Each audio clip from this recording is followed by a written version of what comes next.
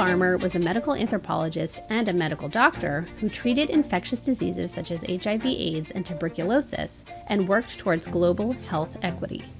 While this book is not an ethnographic monograph per se, it is a collection of essays enriched by ethnographic and clinical vignettes drawn from a decade plus of practice and activism in Haiti, Peru, and the urban United States, which won numerous anthropology awards.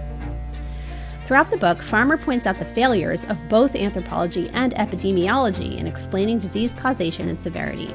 In short, while epidemiology may overlook cultural factors in the spread and treatment of disease, anthropological analysis, with its emphasis on culture, often overlooks the larger socioeconomic context.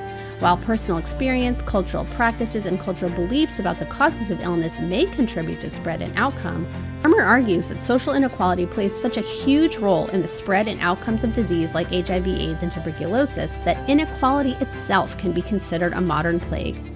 Through his arguments, the book furthers his ideas about structural violence.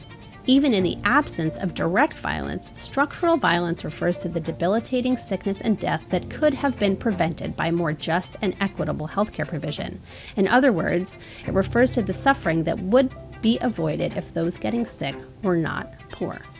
Around the world, overarching socioeconomic inequalities amount to harm done, but there are ways to mitigate the damage with smart healthcare programs and policies. Outstanding public anthropologist, and his work remains highly relevant today when looking at the coronavirus pandemic and the outcomes of COVID-19. If you'd like to learn more about structural violence, go to our Anthrodorphins video on forms of violence.